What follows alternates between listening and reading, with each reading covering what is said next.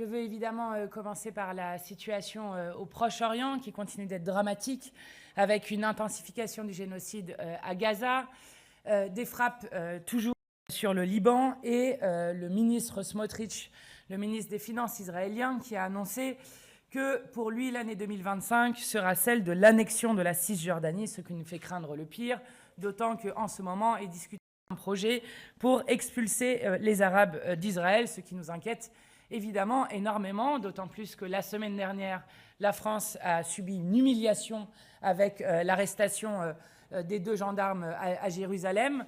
Alors aujourd'hui, vous avez vu que l'ambassadeur israélien en France est convoqué par le Quai d'Orsay. C'est évidemment une bonne chose, mais c'est largement insuffisant au vu d'une situation qui défie l'ensemble du droit international et avec une impunité totale du gouvernement d'extrême droite de Netanyahou.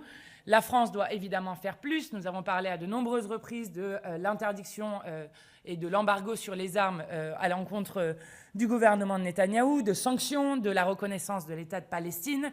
Et cette semaine, nous avons des enjeux particuliers puisque là aussi, pour ne pas envoyer un signal d'impunité totale sur le territoire français, nous demandons depuis maintenant plusieurs jours et semaines que le gala organisé mercredi par Israel Forever soit interdit, que M. Smotrich ne soit pas bienvenu en France. Et je salue notamment la tribune qui a été publiée dans Le Monde par des personnalités de confession de culture juive qui, elles aussi, demandent à ce que, je cite, ce suprémaciste et révisionniste ne soit pas accueilli en France.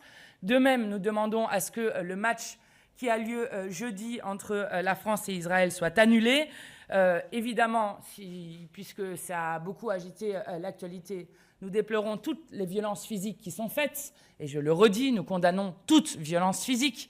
Mais nous déplorons aussi une lecture partiale, politique et médiatique qui a été faite de la situation à Amsterdam en omettant complètement les violences racistes qui ont été commises par les supporters du Maccabi Tel Aviv, notamment par l'agression d'un chauffeur de taxi, plus par diverses provocations qui ont été faites. Et nous redisons qu'il est important, puisque évidemment il y aurait un trouble très fort, que ce soit par l'organisation et la tenue du gala, mais aussi par le match France-Israël, que ces événements ne puissent se tenir.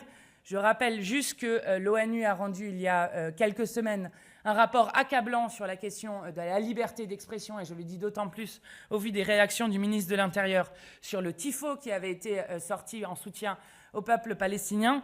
Et ce rapport des Nations Unies dit « Aucune guerre ces derniers temps n'a affecté la liberté d'opinion et d'expression aussi gravement et aussi loin au-delà de ses frontières ». Nous le disons depuis plusieurs mois cette fois-ci. Nous sommes très inquiets de la manière dont toutes les voies pour le droit international et pour la paix sont poursuivies, que ce soit pour apologie du terrorisme, condamnées y compris à des peines de prison avec sursis, montrées du doigt avec un ministre de l'Intérieur qui apparemment se plaît à ne procéder depuis sa nomination qu'à des articles 40 envers ses opposants et notamment les opposants de la France insoumise.